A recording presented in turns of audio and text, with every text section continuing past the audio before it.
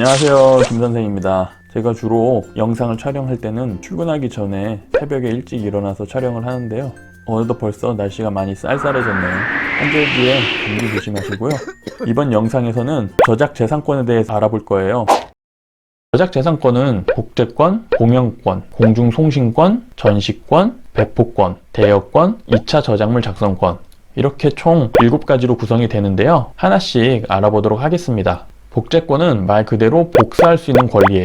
예를 들면 제가 책을 한 권 써서 출판사에 넘기면 출판사에서는 이 책을 대량으로 복사를 해서 판매를 하겠죠. 출판사에서 이렇게 책을 복사해서 판매를 하려면 저에게 복제권에 대한 권리를 허락받아야 가능하다라는 거죠. 그런데 우리가 여기서 한 가지 좀 짚고 넘어가야 할 내용이 있는데요. 복제권은 단순히 복사기를 이용해서 복사하는 것뿐만 아니라 스캐너로 스캔을 한다든지 혹은 사진으로 찍는 것까지도 모두 다 포함한다라는 거 잘 알아두세요.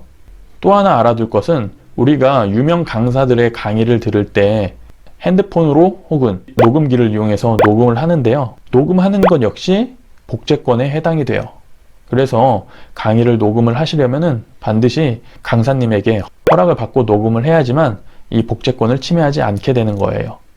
다시 한번 정리를 하면 복제권에는 복사기를 이용해서 복사하는 것뿐만 아니라 스캐너를 이용해서 스캔하는 것, 사진으로 찍는 것, 녹음기로 녹음하는 것도 모두 다 복제권 안에 포함한다는 것을 잘 알아두시면 좋을 것 같아요. 다음은 공연권인데요. 공연권은 불특정 다수 앞에서 노래를 부르거나 연극을 하거나 동영상을 재생하는 등의 경우에 해당이 되는데요. 한 가지 알아두실 내용은 불특정 다수가 아니어도 공연권이 영향을 미치는 곳이 있는데요. 그러한 곳은 저작물을 이용해서 수입이 발생하는 곳들이에요. 예를 들면 춤을 출 수 있는 클럽이라든지 에어로빅 강습실이라든지 노래방이 해당이 되는데요. 이들은 모두 다 소비자에게 돈을 직접 받고 수익을 창출한다는 것이죠. 이처럼 저작물을 이용해서 직접 수익을 발생을 할 경우에는 불특정 다수가 아니어도 반드시 이 공연권과 관련해 가지고 추가 비용을 더 지불해야만 영업을 할 수 있다는 거 잘 염두에 두세요. 다음은 공중송신권인데요. 공중송신권은 3가지 권리로 되어 있어요. 방송권, 전송권, 디지털 음성 송신권인데요.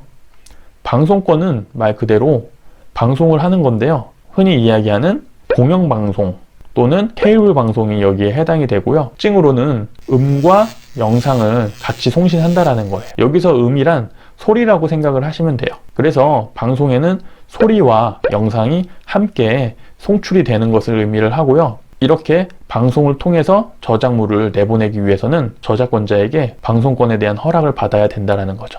그 다음 전송권은 유선 매체나 무선 매체를 이용해서 저작물을 사용할 수 있도록 보내주는 권리라고 이해하시면 될 것 같아요.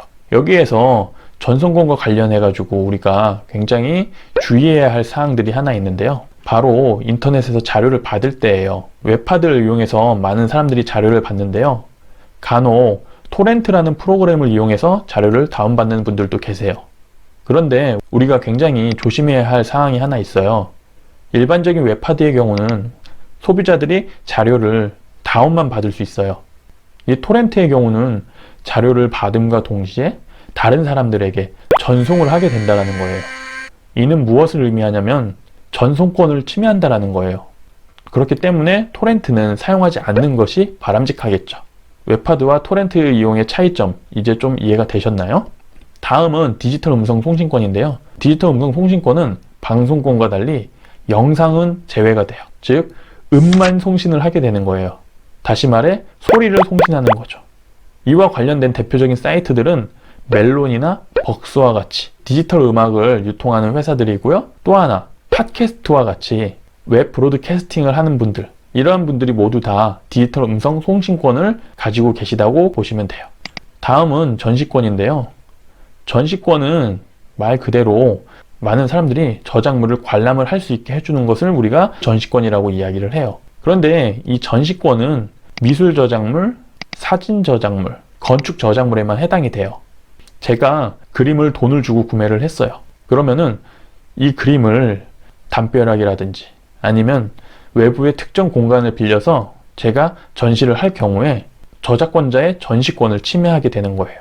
미술 그림을 전시를 하고 싶으면 저작권자에게 허락을 받아야 된다는 거죠. 건축 저작물의 경우에는 이미 누구나 다 볼 수 있게 건설이 되기 때문에 미술과 사진 저작물에 비하면 전시권의 영향이 적다라고 보시면 되는데, 이 미술과 사진 저작물의 경우에는 이 전시권을 우리가 유의할 필요가 있어요. 이러한 전시는 직접 전시와 간접 전시로 나누어지는데요. 직접 전시는 그림이나 사진을 특정 공간에 직접 걸어두고 많은 사람들이 볼 수 있게 하는 경우에 해당이 되고요. 간접 전시는 저작물을 사진으로 스캔을 해서 혹은 그림을 사진으로 찍어서 슬라이드를 이용해서 사람들이 볼 수 있게 해주는 것도 간접 전시에 해당이 돼요. 그리고 이는 마찬가지로 전시권에 영향을 받게 되죠. 그런데 여기서 한 가지 우리가 헷갈릴 수 있는 부분이 있는데요. 스캔한 사진을 인터넷에 올려서 전시를 하게 될 경우, 이것은 과연 전시권을 침해하는 것일까요? 이 부분은 우리가 앞에서 배웠던 전송권과 관련이 깊어요. 그래서 이처럼 저작물을 인터넷을 통해서 많은 사람들이 관람을 할 수 있게 해주는 것은 전송권을 침해할 수 있다는 거죠. 다음은 배포권인데요. 배포권은 무엇이냐면 내가 만든 저작물을 타인에게 무료로 준다든지 아니면 돈을 받고 판매를 한다든지 혹은 빌려주는 권리를 의미를 해요. 한 가지 짚고 넘어갈 부분이 있는데요. 무엇이냐면 제가 저작물을 저작권자에게 구매를 했을 때 소비자 역시 다시 타인에게 판매를 할 수 있다는 거예요. A라는 사람이 그림을 그려서 저한테 팔았어요. 그러면 저는 다시 이 그림을 더 비싸게 판매를 하거나 더 싸게 판매가 가능하다는 거죠. 이는 무엇이냐면 최초 판매의 법리라는 것인데요. 이미 한번 판매한 물건에 대해서, 판매한 저작물에 대해서는 소유자도 다시 재판매가 가능하다는 거죠. 우리가 흔히 쓰는 물건들과 동일하다고 이해하시면 돼요. 자동차나 핸드폰, 그리고 명품 가방, 이런 것들을 우리가 구매한 후에 다시 판매하는 것처럼 저작물 역시 구매한 후에 다시 누군가에게 판매가 가능하다는 거죠. 다음은 대여권인데요. 대여권도 앞에서 설명했던 전시권과 마찬가지로 특정 저작물에만 해당이 돼요. 어떤 저작물에 해당이 되냐면요. 판매용 음반과 프로그램에 해당이 돼요. 여기서 판매용 음반은 흔히 우리가 이야기하는 가수들의 앨범, 그리고 프로그램은 소프트웨어라고 보시면 돼요.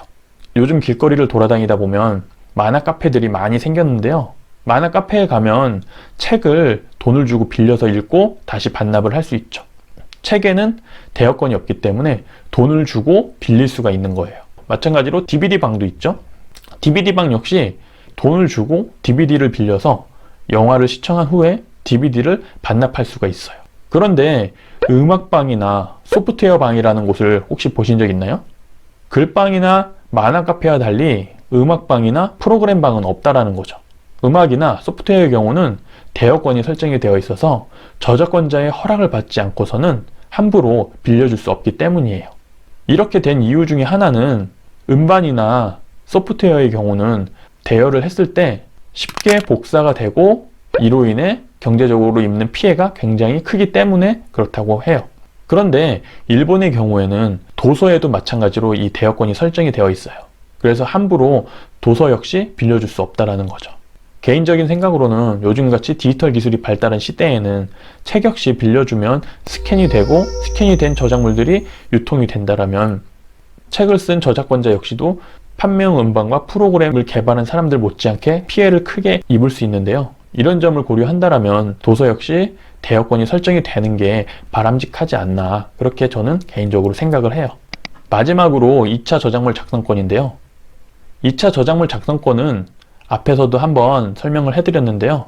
원래 있던 원 저작물을 새롭게 다시 재구성해서 만들어내는 저작물인데요. 왼쪽에 있는 웹툰 미생은 오른쪽에 있는 드라마로 재구성이 되어서 방송이 되었어요. 이처럼 원래 있던 저작물을 새로운 느낌으로 변형시켜서 만든 저작물을 2차 저작물이라고 이야기하는데요. 이러한 2차 저작물을 만들 때에는 반드시 저작권자에게 허락을 받아야 된다는 거. 물론 저작권으로부터 보호받을 수 있는 기간이 끝난 저작물이라면 아무런 문제가 없겠지만 저작권이 살아있는 그러한 저작물의 경우 반드시 저작권자에게 허락을 받아야 된다는 거죠.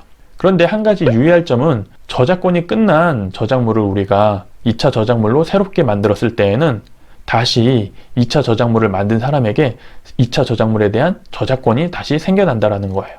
그래서 2차 저작물을 이용할 때에도 마찬가지로 2차 저작물에 대한 저작권을 가지고 있는 사람에게 사용 허락을 받아야지만 사용할 수 있다는 거죠. 이렇게 해서 저작재산권에 대해서 알아봤는데요. 조금 혼란스러울 수 있는 개념이 있는 것 같아서 조금만 더 설명을 드릴게요. 저작자는 저작물을 최초로 창작한 사람이 해당이 되고요. 저작자는 저작권이 자동으로 발생이 되는데요. 저작권을 특정한 회사에 양도를 할 경우 이 회사가 저작권자가 돼요. 그러면 이 회사에서는 대량으로 이를 복제를 해서 판매를 하겠죠. 그럼 판매한 것을 구매하는 소비자들이 바로 소유권자가 돼요.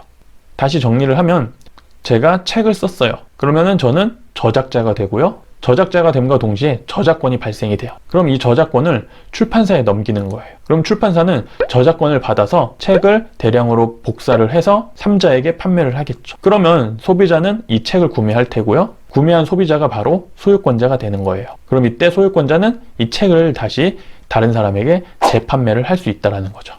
어떻게 좀 이해가 되셨나요? 저작자와 저작권자, 소유권자, 이 세 가지 권리자에 대한 개념이 이해가 되셨죠? 이렇게 해서 저작재산권에 대해서 이번 영상을 통해서 알아봤는데요. 이번 영상이 저작재산권을 이해하는 데 도움이 되셨으면 좋겠고요. 다음 영상에서 또 뵙도록 하겠습니다. 감사합니다.